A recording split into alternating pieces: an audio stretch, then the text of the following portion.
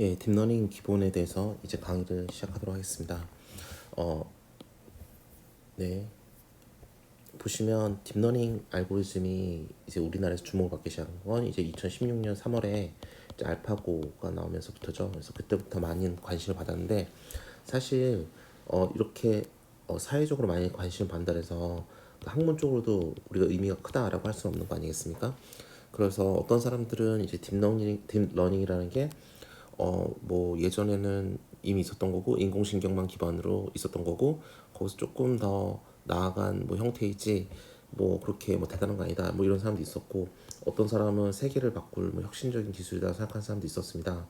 뭐 뭐가 맞는지는 뭐 각자 의견이 있으니까 그렇다 치더라도 뭐 작년에 2019년에 무슨 일이 있었냐면 이 ACM에서 튜링 어워드라 해서 그 컴퓨터의 아버지라 불리는 앨런 튜링의 이름을 따서 만든 상을 어, 상이 있는데요. 그 상을 받은 사람 세 명이 힌튼 교수님, 요슈아 벤조 교수님, 얀 루큰 박사님 세 분이 그 상을 받았습니다. 그래서 이 세 분은 지금 이제 딥러닝 연구를 이제 개척자라고 부를 만한 그런 분들인데요.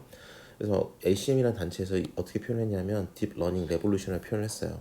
그래서 이 딥러닝 레볼루션의 아버지들, 즉 이 세 명들이 우리에게 그 사람들에게 우리가 ACM 튜링 어워드를 수여한다라고 말을 합니다. 즉 이제 이때부터 ACM이라는 굉장히 학술적인 단체에서도 컴퓨터 사이언스 쪽에서 제일 유명한 학술적인 단체에서도 우리가 그 파급 효과를 인정하는 그 순간이 아닌가 예, 그렇게 생각을 합니다. 그래서 저는 그리고 AI라는 기술이 이게 요소 기술로서 여러 가지 다양한 분야에 응용이 가능해요. 예를 들어서 뭐 네트워크에 응용한다. 그러면 뭐 보안 기술 설계하는 데 쓰는 여러 가지 다양한 지능적인 알고리즘을 쓴다든지 혹은 예를 들어서 뭐 그래픽스에 쓴다. 아니면 뭐 비주얼라이제이션 뭐 이런 데 쓴다. 그러면 또 뭐 비전이나 뭐 여러 가지 관련이 있을 수 있고요. 또 뭐 데이터베이스 쓴다. 그럼 지능형 데이터베이스는 뭐가 있을까요? 여러 가지 또 확장할 수 있는 여러 가지 응용이 있겠죠. 이런 식으로 AI라는 기술은 여러 가지 확장이 가능한 기술이기 때문에 사실 이 AI 기술이 이제 딥러닝으로 진보한 게 이 점핑이 얼마나 크냐 아니냐를 떠나서 이 자체로도 많은 파급 효과가 있을 수 있기 때문에 우리는 이걸 반드시 배워둘 필요가 있다. 비록 AI 전공자가 아니라 할지라도 이 기술이 뭔지는 기본적으로 알아둘 필요가 있다라고 생각을 합니다. 근데 이제 우리가 이제 그때 2016년 3월에 알파고가 나오면서 이제 많은 관심을 받으니까 사람들이 인공지능이랑 머신러닝이랑 딥러닝이랑 이 세 가지를 그냥 신문지상이나 뭐 여러 가지 매체에서 말할 때 흔히 섞어서 얘기하니까 다 이제 비슷하다고 생각하는 경우가 있는데요. 사실 그렇지는 않습니다. 그래서 딥러닝은 지금 이 모식도는 이제 머신러닝이라는 걸 설명하고 있는데요. 머신러닝은 기본적으로 이렇게 세 가지로 이렇게 나눠집니다. 더 있을 수는 있지만 카테고리를 봤을 때 세 가지로 먼저 말씀드릴 수 있는데 첫 번째는 뭐냐면 교사학습, 슈퍼바이스 러닝입니다. 얘는 뭐냐면 데이터가 있고요. 그 데이터를 설명해주는 레이블, 이름표가 있는 그런 데이터를 가지고 학습을 하는 겁니다. 예를 들어서 사과와 바나나를 구별하는 게 가장 대표적인 예인데요. 사과와 바나나를 구별하는 우리가 인공지능 어떤 모듈을 만든다고 한다면 사과 사진 예를 들어 1000만 장을 넣고 또 이게 사과라고 1000번 알려줘야 돼요. 이게 사과라고 알아야지 얘가 사과 뭔지 알겠죠. 그 이후에 바나나 사진 또 1000만 장을 넣고 바나나라고 또 말을 해줘야 돼요. 그래야 얘는 사과와 바나나를 구별할 수 있겠죠. 그 다음에 그래서 새로운 그 다음에 새로운 우리가 이미지가 들어왔을 때 그 사과인지 바나나인지 알아맞힐 수 있는 건 바로 이렇게 미리 선행된 사과와 바나나가 있어야지 된다라는 것입니다. 그렇기 때문에 얘는 이름표가 있는 거예요. 예를 들어서 이름표를 바꿨다 해봅시다. 사과를 넣으면서 바나나라고 학습시키고 바나나를 넣으면서 또 사과라고 말을 해줬다면 이 모듈은 우리가 사과 바나나를 거꾸로 인식하게 되겠죠. 그래서 그 다음 이미지가 들어왔을 때 만약 사과가 들어왔다 하더라도 나는 거꾸로 배웠으니까 얘는 사과가 아니라 바나나라고 대답을 해줄 겁니다. 이것처럼 우리가 이름표가 있는 상태에서 학습을 하는 게 우리는 우리가 말하는 이제 클래시피케이션이 되겠습니다. 보시면 그래서 어떻게 되냐면 얘는 리그레션을 해서 경향성 판단하는 부분이 있어요. 경향성을 판단한다는 건 뭘 의미하냐면 내가 예를 들어서 학생의 시험 점수다라고 한다면 학생의 점수를 계속 받겠죠.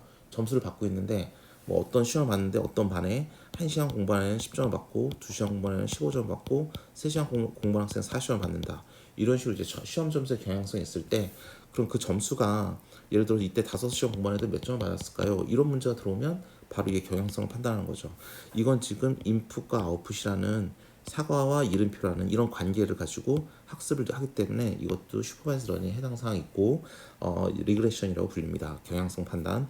클래시피케이션은 말 그대로 분류해요. 아까 했던 사과 바나나 예제가 가장 대표적인 얘기겠죠. 사과 사진 1000만 장, 바나나 사진 1000만 장, 그 많은 데이터를 받은 후에 그들 간의 관계를 보고 또 그래서 그들 간의 관계를 통해서 새로운 데이터가 들어왔을 때 또 새로운 결과를 추론할 수 있다라고 한다면 바로 여기에 해당 사항이 있게 되겠습니다. 그렇죠. 그럼 그 반대되는 개념이라고 볼 수 있는 이제 언슈퍼바이즈드 러닝을 보겠습니다. 사실 반대된다 그래서 데이터가 없다 이렇게 생각할 수 있지만 단지 데이터가 없는 것만을 가지고 언슈퍼바이즈드 러닝이라고 말하지는 않습니다. 언슈퍼바이즈드 러닝을 말할 때는 우리는 어떤 현상에 의해서 언슈퍼바이즈드 러닝을 말을 하냐 하면 얘는 데이터가 있지만 그 데이터에 레이블이 없는 거예요. 이름표가 없는 거죠. 예를 들어서 가장 대표적인 예로 신생아가 있습니다. 여러분 신생아한테 연필을 주면서 이거 먹지 마, 먹는 거 아니야 라고 말을 해도 신생아는 못 알아들어요. 왜냐? 신생아 입장에서는 이게 뭔지 모르잖아요. 그럼 어떻게 합니까? 입에 한번 대봐요. 입에 한번 대본 다음에 이거 먹을 수 없는 거네 하면 안 먹습니다. 이 과정을 우리가 머신러닝에서 이제 기계가 하는 것처럼 표현을 한다면 I라는 기계는 이제 인풋을 하나 받습니다. 연필을 하나 받는데요. 연필이라는 걸 뭐 하나의 수치적인 정보를 받아야지 우리가 연산을 하는 거니까 하나의 벡터로 표현을 하겠습니다. 그래서 어떠한 I라는 기계가 벡터 하나 입력을 받는데 그 벡터는 그 안에 이미 무수히 많은 벡터가 또 있어요. 그 무수히 많은 벡터는 뭐냐면 음식물에 대한 벡터예요. 그래서 새로운 벡터가 들어왔을 때 그 음식물의 벡터들과 비교를 해서 비슷하면 얘 음식물인가 보다 하고 먹을 것이고 비슷하지 않으면 안 먹을 겁니다. 이 과정을 수식화해서 표현하면 기계가 어떤 하나의 벡터를 받아들여서 내부적으로 가지고 있는 음식이라는 하나의 특정 클러스터에 대한 벡터들과 비교를 해서 유사하면 음식을 판단하고 그렇지 않으면 음식을 판단하지 않습니다. 그래서 벡터들끼리 유사도 판단이 중요해요. 그래서 여기는 뭐가 중요하면 데이터를 어떻게 벡터로 나타내는가, 그 다음에 그 벡터로 된 데이터들을 어떻게 유사도 판단해서 우리가 클러스터링을 해 어떤 분류를 할 수 있는가입니다. 그럼 유사도 판단할 때 제일 중요한 건 뭐냐면 제일 많이 쓰는 건 뭐냐면 코사인 시밀러리티라고 해서 그런 방식이 있습니다. 그래서 코사인 시밀러리티라는 방식을 통해서 유사도 판단한다라고 볼 수 있습니다. 이건 추천 시스템 같은 시스템에서도 이걸 쓸 수 있어요. 우리가 만약에 넷플릭스에서 어떤 컨텐츠를 보고 있다면 추천이 뜨죠. 유튜브도 마찬가지입니다. 그러면 내가 지금 보고 있는 컨텐츠를 벡터로 만들고 그런 다른 컨텐츠들도 벡터로 만든 다음에 그 벡터들과 유사도를 판단해서 이 사람이 과연 이 A라는 컨텐츠를 보고 있으면 내가 보니까 B라는 애가 A랑 제일 비슷하니 벡터의 시밀러리티 유사도 판단했을 때 제일 비슷하니 그럼 B를 그 다음에 추천해줘야지 하면서 추천을 해주는 겁니다. 즉 이렇게 클러스터링이라는 기술은 데이터를 벡터로 표현하고 그걸 클러스터링 혹은 유사도 판단을 함으로써 즉 시밀러리티 연산을 함으로써 우리는 모든 과정이 수행이 됩니다. 검색 엔진도 마찬가지예요. 어떠한 새로운 인풋 검색어를 넣었을 때 그걸 벡터로 만들고 세상에 있는 모든 문서를 또 벡터로 만든 다음에 그들 간의 유사도 판단을 통해서 우리가 유사도 높은 애부터 눈에 보여주면 그 검색 엔진이 되겠죠. 그래서 이 클러스터에 나오는 데이터를 벡터로 표현하는 법, 벡터 간의 시밀러리티, 즉 유사도를 판단하는 법, 이 두 가지를 가지고 전문가 시스템도 만들고 검색 엔진도 만들고 여러 가지를 하는 겁니다. 디멘션 리덕션이라 나오는데 이건 뭐냐면 차원을 축소시킨다는 의미예요. 뭐냐면 사과, 바나나 분류를 만들거나 혹은 여러 가지 일을 할 때 벡터들이 있다면 근데 그 벡터들이 사과에 대해서 정말 정교하게 표현하고 싶어서 1억 사이즈로 만들면 연산할 때 엄청나게 시간 많이 걸리겠죠. 그래서 정말 필요한 것만 추려서 우리가 벡터를 새로 재구성을 해야 되는데 그걸 이제 피처 셀렉션 혹은 피처 익스트랙션이라고 부릅니다. 그걸 하기 위해서 뭐 PCA, LD 이런 것도 쓰고 여러 가지 쓰는데 즉 뭐냐면 우리가 딱 필요한 적정한 형태의 사이즈로 차원을 줄여주는 것. 쓸데없이 너무 차원이 크면 연산 복잡도가 늘어나기 때문에 그렇습니다. 그래서 이런 두 가지 분류가 있고요. 마지막은 뭐냐면 reinforcement learning입니다. 강화학습이라고 부르는 건데요. 강화학습은 뭐냐면 위에 있는 두 개들은 딱 한 번에 의사결정을 합니다. 즉 우리가 볼 때 이거는 사과냐 바나나냐 한 번에 의사결정. 왼쪽을 보면 아이가 먹었을 때 이거는 먹을 수 있는 거냐 없는 거냐 한 번에 의사결정인데 밑에는 뭐냐면 의사결정이 한 번으로 끝나는 게 아니라 액션 시퀀스가 있어요. 이 주어진 상황에서 스테이트에서 나한테 보상을 제일 많이 줄 수 있는 액션을 취하고 그러면 내 상황이 변합니다. 그럼 또다시 액션을 취하고 해서 우리가 원하는 목적으로 갈 때 최적의 목적을 달성하는 게 바로 강화학습이 되겠습니다. 예를 들어서 미로찾기를 한다고 한다면 우리가 어떠한 상태에서 시작을 했는데 우리가 한 발짝 한 발짝 디딜 때마다 우리의 위치가 변하니까 상태가 변할 것이고 한 발짝 한 발짝 디뎌 나가는 방향은 우리에게 추억으로 빠져나갈 수 있는 그 보상을 제일 크게 주는 방향으로 나가게 되겠죠. 그래서 그렇게 우리가 주어진 상황에서 항상 액션을 취하면서 상태는 계속 변할 것이고 우리가 원하는 목적으로 가는 데 있어서 그 가는 것이 강학습이고 그 액션을 취한다 함은 우리에게 받는 보상이 제일 큰 방향으로 액션을 취한다라고 보시면 되겠습니다. 이 세 가지를 배우는 게 기본적으로 배우는 게 머신러닝이라고 한다면 우리가 딥러닝은 이 중에 하부 분야예요. AI는 이거보다 좀 더 큰 카테고리가 되겠고요. 지금 여기서 말하는 AI들은 대부분 이제 데이터 기반 AI입니다. 근데 룰 베이스드 AI라 해서 규칙을 다 만들어 놓은 후에 그 규칙에 따라서 우리가 지능형으로 사람처럼 행동하게 하는 게 논리적으로 행동하는 게 바로 룰 베이스드 AI가 되겠고요. 고전적인 딥러닝 이전의 AI들은 대부분 룰 베이스드 AI가 많았습니다. 그래서 그때 나왔던 AI 교과서들을 보면 대부분 뭐 논리적인 명제를 푼다든지 컴퓨테이션 로직 뭐 이런 걸 많이 배웠습니다. 지금은 데이터 기반의 AI니까 이게 구조를 만들어 놓은 후에 그 안에 데이터를 많이 넣음으로써 그들 간의 동작을 지능적으로 하게 만드는 쪽으로 많이 나가고 있어요. 그럼 딥러닝은 뭐냐 하면 딥러닝이 그 하부 분야입니다. 여기에 해당 사항이 주로 있겠고요. 그래서 딥러닝은 주로 인공신경망 계열을 말하기 때문에 인공신경망 구조를 만들어 놓고 거기에 인풋과 아웃풋을 넣으면서 우리가 학습을 하게 만들어서 얘를 지능적으로 만들어주는 게 요즘의 딥러닝 구조의 기본이 되겠습니다. 근데 딥러닝이 이쪽에서 좀 더 발전된 형태를 하더라도 이 왼쪽에 보이는 언슈퍼바이즈 러닝과 리인포스먼트 러닝의 요소가 아예 없는 건 아닙니다. 예를 들어서 우리가 이번에 나중에 쭉 나가면 배우겠지만 겐이라는 구조를 보면 얘는 제너레이터라는 걸 학습을 시키는데 생성 모델 학습시키는데 생성 모델은 언슈퍼바이즈 러닝으로 만들어요. 이렇게 요거 분홍색 카테고리에 해당하는 슈퍼바이즈 러닝에만 한정되어 있는 게 아니라 이 부분을 일부 차용하고 있고요. 요즘에 강화학습을 풀 때에도 강화학습만으로 푸는 게 아니라 오른쪽에 보이는 슈퍼바이즈 러닝에 있는 심층 신경망으로 푸는 경우가 굉장히 많습니다. 그렇기 때문에 그런 부분도 일부 차용하고 있습니다. 그 각각 세부적인 내용은 세부적인 항목에서 배울 거니까 여기서는 이렇게 개요만 설명을 드리도록 하겠습니다. 여러분께서 기억하실 거 뭐냐면 우리는 이쪽에 집중해서 먼저 배운다. 그래서 리그레션을 먼저 배우고 클래시피케이션을 배운 후에 여기서 어떻게 인공신경망으로 발전해 나가는지를 배우고 도록 하겠습니다. 그러면 인공신경망이 어떻게 동작하는지에 대해서 가장 기본적으로 말씀을 드리면 우리는 이렇게 3단계로 나눌 수 있습니다. 1단계, 2단계, 3단계. 1단계는 먼저 뭐냐면 껍데기를 만들어주는 거예요. 껍데기. 자, 모델을 만들어야 되는데요. 이렇게 인공신경망 모델을 먼저 만듭니다. 어떻게 생긴지 모르겠지만 일단 가로로는 동그라미가 4개가 있고요. 요게 하나하나의 층입니다. 층이 지금 4개가 있는 상태가 되겠고요. 그래서 이거 이름이 층이 여러 개가 있다 해서 멀티레이어 인식기다 해서 펄셉트론 이렇게 부릅니다. 그래서 우리가 이걸 MLP라고 부르고요. 근데 이것들은 인풋과 아웃풋을 이렇게 받아요. 보시면 알겠지만 인풋도 1차원, 아웃풋도 1차원 벡터로 받습니다. 나중에 뒤에 가면 배우겠지만 이게 인공신경망의 큰 한계 중에 하나예요. 인공신경망이 1차원밖에 못 받는다 그러면 우리 신경망은 2차원에 대한 이미지라든지 3차원의 시간까지 포함하는 비디오라든지 이런 건 다 무시하느냐 이렇게 되는 건데 그렇지 않습니다. 나중에 가면 우리가 CNN이라는 걸 배울 텐데 그때 되면 우리가 입력이 1차원이 아니라 다차원인 것도 공부할 기회가 있을 겁니다. 요점 뭐냐면 처음에 이런 껍데기를 먼저 만들어준다는 거예요. 우리가 만약에 아까 말한 사과, 바나나, 분류기를 만든다면 사과, 바나나가 너무 비슷하게 생겼다. 그럼 왠지 얘네들 복잡하게 만들어줘야 기능이 좋을 것 같고 사과, 바나나가 되게 분류하기 쉽다. 그러면 간단하게 만들어서 빠르게 계산할 수 있게 만들기 좋을 것 같다는 느낌은 좀 들 것 같습니다. 그래서 우리가 원하는 대로 그런 모델을 선택할 수 있고요. 우리가 좀 더 복잡하게 만들어줘야 되느냐 요거 하나하나를 히든 레이어라고 부르는데 히든 레이어 개수를 늘려서 복잡하게 만들어줘야 되느냐 요거 하나하나를 히든 레이어에서 유닛이라고 부르는데 유닛의 개수를 많이 해가지고 좀 이렇게 와이드하게 만들어줘서 복잡하게 만들어줘야 되느냐 아니면 그리고 인풋 아웃풋은 어떻게 해야지 되느냐 등등을 정하는 겁니다. 즉 이 껍데기를 만드는 모든 과정이 바로 이제 모델을 만드는 과정이 되겠고요. 모델을 만들었으면 뭘 하느냐 두 번째는 드디어 학습을 시켜줍니다. 즉 사과 사진 1000만 장 넣으면서 이건 사과라고 1000만 번 얘기를 해줘요. 그 다음에 바나나 사진 1000만 장을 넣으면서 얘를 바나나라고 또 얘기를 해줘요. 그러면 이 가운데에서 사과와 바나나를 구별할 수 있는 요소가 생기는 겁니다. 그래서 이 W랑 B라는 파라미터를 나중에 표현할 텐데 얘네들을 잘 학습을 시켜준다 라고 보시면 되겠습니다. 그래서 인풋은 근데 아까 말씀드렸듯이 항상 1차원이고요.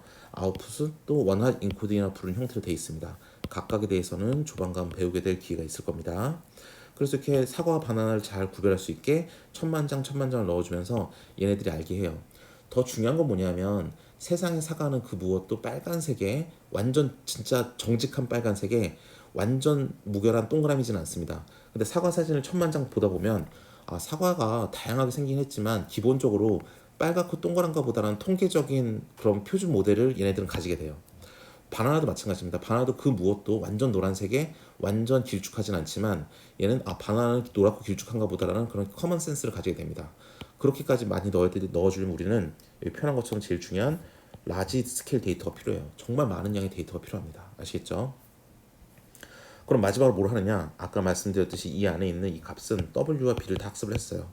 그럼 얘가 새로운 인풋이 들어올 때마다 W랑 B를 가지고 뭔가 연산을 해서 출력을 내면서 지금 방금 들어오는 이미지는 사과할 확률이 70%고 바나나 확률이 0.3%야. 30%야. 그러니까 사과할 확률이 높으니까 사과야 라고 말해주는 기능을 하는 겁니다. 그걸 우리는 추론이라고 부르기도 하고요. 아니면 우리 학습을 다 시킨 다음에 한번 테스트 해볼 수도 있는 거죠. 그래서 우리는 테스트라고도 부르기도 합니다.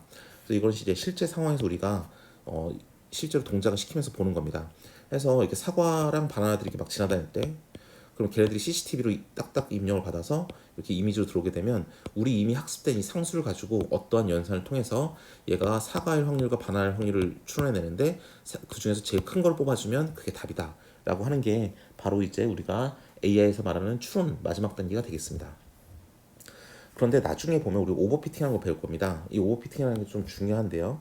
뭐 처음에는 이해가 안 되겠지만 우리 나중에 가면 다시 한번 와서 복습을 할 거예요. 오버피팅은 뭐냐면 이 두 번째 단계에서 발생하는 문제입니다.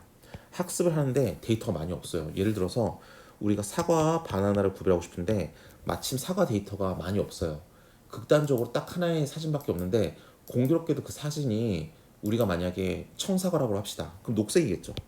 이 데이터 하나로만 학습을 시켜버리면 뉴럴넷은 뭐라 생각합니까? 사과는 원래 녹색인가 보다. 이렇게 생각하겠죠. 그러니까 아예 성능이 확 떨어져 버립니다. 비슷한 논리로 이 사진을 제가 구글에서 발견했는데 이 사진을 그린 사람은 아마도 오피팅을 정말 제대로 이해한 사람 같아요. 뭐냐면 이제 내가 가구사 사장인데 정말 세계에서 제일 인체 공학적인 가구를 만들고 싶어요. 그래서 그 가구를 만들었는데 그 가구가 우리 사람이 자는 모습은 좀 개인정보라서 보기가 좀 그러니까 이제 제가 자는 모습만 가지고 이렇게 만든 거예요. 근데 데이터가 많이 없으니까 이걸 가지고 학습을 시키면 이렇게 가구를 만들겠죠. 그래서 실험실에서 돌렸더니 실험실에서 테스트를 이렇게 딱 만들었더니 괜찮은 것 같아. 그리고 데이터가 많이 없으니까 실험실에서 테스트할 때도 내 자는 모습을 가지고 딱 보니까 90% 정확해. 만족스러워 했는데 밖에 나가서 팔면 팔립니까? 안 팔립니다. 그래서 정확도가 10%로 확 떨어져요. 정말 이상하죠. 그래서 여러분이 만약에 딥러닝 엔지니어라서 회사에서 이런 걸 만드는데 실험실에서 딱 했을 때는 90% 정확도 가지던 게 갑자기 밖에 나가서 필드 테스트만 나가면 10%밖에 안 나와. 그러면 여러분은 이제 좀 이상하다 감이 오죠. 그러면 실험실에 들어와서 뭘 하느냐? 아마 그 코드만 열심히 봅니다. 소스 코드 잘못된 게 아닌가? 프로그램 잘못된 게 아닌가라고 보지만 프로그램이 얼추 괜찮기 때문에 이렇게 90%는 나온 거예요. 코드는 아무런 이상이 없어요. 문제는 뭐다? 데이터가 적은 거예요. 그러니까 오버피팅을 모르는 사람들은 코드만 계속 보니까 아무 이상 없는 코드만 가지고 보니까 답이 안 나오는 거예요. 그러니까 어떻게 합니까? 좀 더 학습을 더 많이 시켜봐요. 그럼 좀 더 정교하게 만들겠죠. 발가락도 만들고 머리카락도 만들고 손톱도 만들고 이렇게 더 정교하게 만들어서 95%가 됐어요. 그럼 뭐가 문제냐면 더 모델이 여기에만 더 맞게 정교해졌기 때문에 밖에 나가면 5%로 또 성능이 줄어들 겁니다. 즉 뭐냐면 실험실에서 성능이 점점 늘어날수록 우리는 밖에 나갔을 때 성능은 점점 떨어지게 되는 이런 반비례 현상을 보게 되고 이때 여러분은 이거 오버피팅이라고 알아야 돼요. 그럼 뭐가 문제다? 소스 코드는 문제가 없다. 문제는 뭐다? 데이터가 많지 않은 게 문제다 해서 데이터를 많이 넣어서 표준 모델을 만들어줘야 됩니다. 이제 그런 게 오버피팅이 되겠고요. 오버피팅을 해결하기 위한 방법이 여러 가지가 있는데 이거는 그 해당하는 장에 가서 좀 더 자세히 알아보도록 하겠습니다.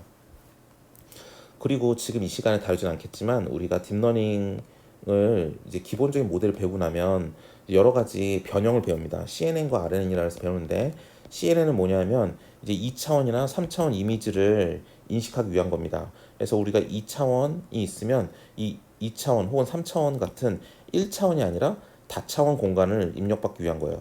다차원 공간의 대표적인 예가 뭐냐면 우리는 영상 정보가 되겠죠. 이미지라든지 비디오라든지 이런 게 대표적인 게 되기 때문에 그것들을 처리하기 위해서 CNN을 많이 씁니다. 그래서 여러 가지 동영상에서 뭐 영상 처리 위해서 CNN이 기본이다, 뭐 겐이 기본이다 이렇게 말을 하는데 그 이유가 뭐냐면 기본적으로 따졌을 때는 얘는 1차원이 아니라 2차원, 3차원을 처리할 수 있기 때문에 그렇습니다. 그래서 그런 비주얼 정보를 처리할 수 있다는 게 기본적인 특징이고요. RNN은 뭐냐면 이렇게 순차적으로 이렇게 체인을 묶어서 연결하기 때문에 얘는 시간의 정보를 넣을 수 있습니다. 시간이 있는 게 뭐냐면 주식 가격 예측, 비트코인 가격 예측, 아니면 뭐 음성 인식, 아니면 소리 정보, 이런 여러 가지 타임 시리즈, 시간이 있는 정보를 인식할 때에는 바로 이런 RNN을 쓴다 정도만 알고 가시면 되겠고요. 나중에 자세한 구현은 또 뒤에서 나오니까 그때 보시면 되겠습니다. 그 다음에 비주얼 정보라 그러면 CNN을 쓴다고 했는데 CNN뿐만 아니라 겐도 쓰기도 하고 여러 가지 많이 씁니다. 그럼 얘 쓰는 응용 분야는 뭐냐면 물체 인식, 그렇죠? 이렇게 하지 물체 인식, 자동차가 어디인지에 대해 인식하는 것, 스타일 트랜스퍼에서 이렇게 화가가 그린 화풍을 잘 인식을 해서 우리가 디지털 카메라 사진을 찍으면 이 화가가 그린 것처럼 변환을 해주는 거예요. 그쵸? 요 그림인데 이 화가 그린 것처럼 딱 돼버렸죠. 이게 바로 스타일 트랜스퍼입니다. 즉 화가의 스타일을 따와서 화가가 지금까지 그린 그 많은 그림들을 가지고 다 학습을 한 후에 그걸 가지고 그 사람의 스타일을 파악하고 주어진 이미지를 그 스타일에 맞게 변환을 해주는 게 스타일 트랜스퍼가 되겠습니다. 요새 자율주행에서 많이 하는 건데요. 뭐냐면 고속으로 자동차 달리면 이미지를 계속 촬영을 하면 그 이미지에 많은 흐린 것도 있고 노이즈도 많이 끼는데 그 노이즈를 없애주는 것, 그 흐린 것들을 없애주는 게 바로 비주얼 정보 처리가 되겠습니다. 슈퍼 레졸루션은 뭐냐면 이미지가 있을 때 10 by 10 픽셀이다, 10 by 10 이미지면 얘를 100 by 100으로 만들어주면 이미지가 확 커지죠. 그럼 중간중간 막 깨지는 부분이 있을 텐데 그걸 딥러닝으로 복원해 주는 거, 혹은 모양은 변하지 않았어요. 10 by 10에서 10 by 10으로 사이즈는 똑같은데 여기 해상도가 낮았는데 해상도를 확 높여주는 거, 좀 더 선명하게 보이게 해주는 거, 그게 바로 슈퍼 레졸루션이 되겠습니다. 이게 다 요새 딥러닝에서 많이 하는 이제 영상 정보 처리 분야가 되겠고요. 그 다음에 음성 쪽은 뭐가 있냐면 스피치 레코니션 이런 게 있습니다. 스피치 레코니션은 뭐냐면 음성 인식, 그 다음에 머신 트랜슬레이션, 번역기 설계, 정보 검색, 이런 거 검색 엔진 만드는 거, 이런 것들이 다 요새 이제 음성이나 랭귀지 같은 걸 처리하는 자연어 처리 분야가 되겠어요.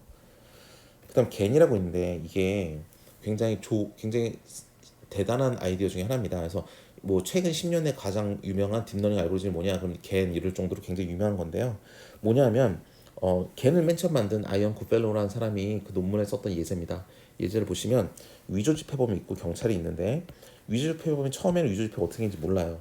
대충 아무렇게 만들면 경찰은 처음에 얘를 잘 잡아내겠죠. 근데 얘가 계속 잡히다 보면 자기 자신의 성능이 점점 높아집니다. 그럼 얘도 나중에 헷갈리니까 위조지폐인지 아닌지 구별할 수 있는 성능을 점점 높여줘야 돼요. 그럼 얘도 점점 더 정교하게 만들어져야 되고 얘도 점점 더 성능을 높여야 되고, 즉 성능이 높아지는데 경쟁을 통해서 높아지는 과정을 통합니다. 그럼 얘는 점점 지폐를 지폐처럼 잘 만들게 될 것이고 얘는 점점 잘 간별하게 될 건데 나중에 얘를 싹 없애버리면 얘가 처음에는 지폐가 뭔지도 몰랐지만 이제 지폐를 정말 잘 만들 수 있게 되는 거죠. 즉 얘는 이제부터 뭐가 되냐면 인공신경망인데 새로운 뭔가를 만들 수 있는 인공신경망이에요. 그래서 이건 제너레이티브란 말을 씁니다. 즉 뭔가를 만들어내는 인공신경망이다. 그래서 요새 나온 거 보면 예술과 아트 같은 거를 인공신경망에 연결하는 사람들이 많은데 그게 바로 다 겐 기반이 되겠고요. 얘네들이 적대적으로 서로 경쟁한다는 뜻으로 이제 어드버서리라는 말을 씁니다. 그래서 이걸 겐이라고 부릅니다. 겐도 이 강의 노트 제일 위에 가면 어떻게 구현하는지 제일 예제가 있어요. 그래서 거기 가면 이 겐 코드를 텐서플로우로 보면서 하나하나 꼼꼼하게 따져보도록 하겠습니다.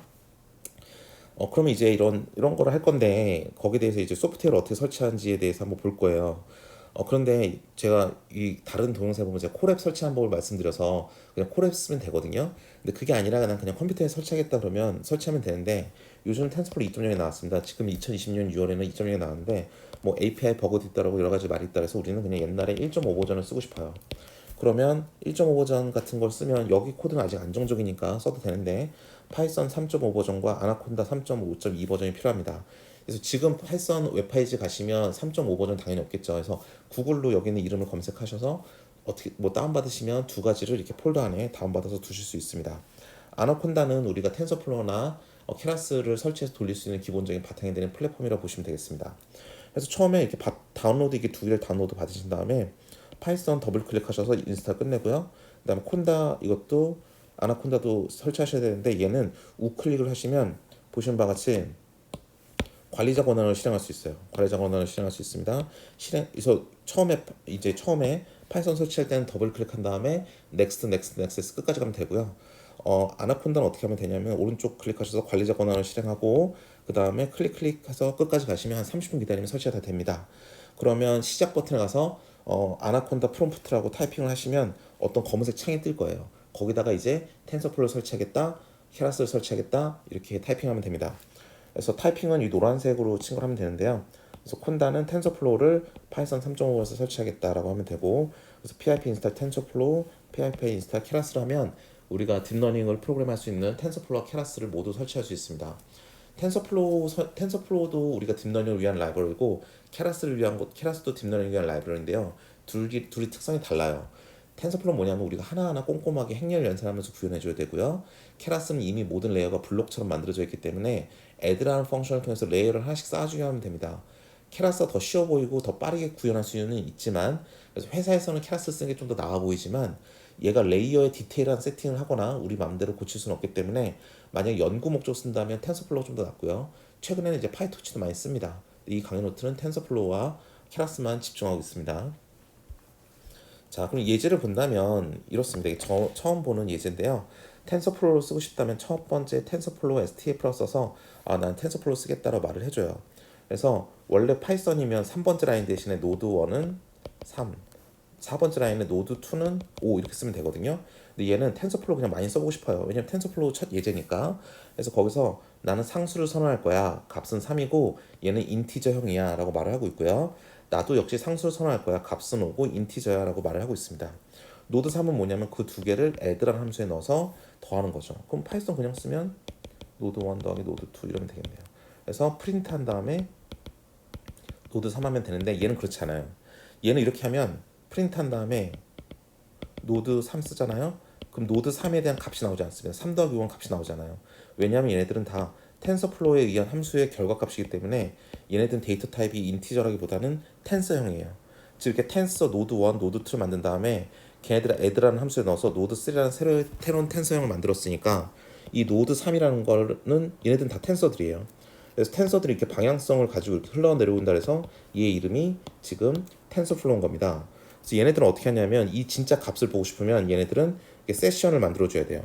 그래서 tf.session이라는 함수를 써서 sess라는 함수를 만들어주고 세션을 만들어주고 세션 안에 정말 중요한 run이라는 함수를 씀으로써 그 안에 또 노드 3을 넣음으로써 노드 3의 값을 볼 수 있는 겁니다. 즉 세션으로 정의된 텐서로 정의된 변수들을 보려면 여러분은 항상 이렇게 세션을 만들어주고 그 안에 run을 써서 값을 넣음으로써 우리는 프린트 해줄 수 있습니다. 다 끝나면 클로즈를 해주면 되겠고요. 그러면 값을 볼 수 있는 거죠. 자, 이렇게 파이썬으로 하나하나 만들어주는 것과 이렇게 텐서플로우로 선언해서 하는 거는 차이가 뭐다? 얘네들은 데이터 타입이 텐서기 때문에 바로 텐서 형이므로 프린트로 이 값을 볼 수가 없고, 얘네들을 프린트에 넣으면 얘네들이 뭔지에 대한 설명이 나올 뿐 값은 안 나오고, 값을 보고 싶으면 8번째부터 11번째 산 것처럼 세션을 만들어서 값을 봐야 된다는 것을 말씀드리고 있습니다. 그 다음 번째 장에 보시면 왼쪽에 있는 코드는 바로 이 전장에 했던 거고요. 오른쪽처럼 바꿀 수 있다는 거예요. 왼쪽 오른쪽이 똑같은데 이 빨간색 박스만 보시면 되는데요. 여긴 명시적으로 세션을 시작하고 세션을 끝내주고 그 안에 run이라는 함수를 썼다 말하고 있지만, 얘는 with tf.session 가로 열고 닫고 sss 땡땡 이렇게 함으로써 우리 여기 인덴테이션을 넣어서 탭을 넣어서 이렇게 요 루프 안에 집어넣어 버리면 요 루프를 벗어나서 첫 라인부터 시작하면 이 세션이 이제 자동적으로 끝났다는 걸 의미합니다. 즉 뭔가 이제 제어문을 돌듯이 써주는 게 바로 이제 오른쪽에 해당 사항이 있겠고요. 어차피 내부 정은 똑같기 때문에 이건 디자인 초이스입니다. 여러분이 마음에 맞는 대로 선택해서 사용하시면 되겠습니다.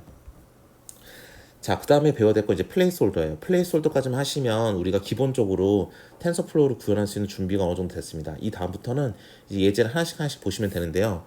얘는 뭐냐면 텐서플로우를 먼저 쓰겠다 선언한 후에 tf.placeholder를 불러줍니다. 얘는 뭐냐면 공간만 예약하는 거예요. 말 그대로 플레이스를 홀드한다. 즉 공간을 예약한다는 뜻입니다. 근데 공간을 메모리에 잡아주는데요. 모양을 3,1로 잡아주려 합니다. 자, 그리고 다 인티저래요. 얘는 뭐냐면 3,1 파이썬에서는 앞에 있는 게 세로 뒤에 있는 게 가로입니다. 그래서 메모리 안에 세로 3 가로 1자리의 공간을 만들어서 얘를 A라고 만들어줘라 라는 거고, 뒤에 있는 것도 유사하지만 얘는 1,3이라고 해서 얘를 B라는 이름을 만들어줍니다. 그래서 이렇게 두 가지의 메모리를 잡아주고요.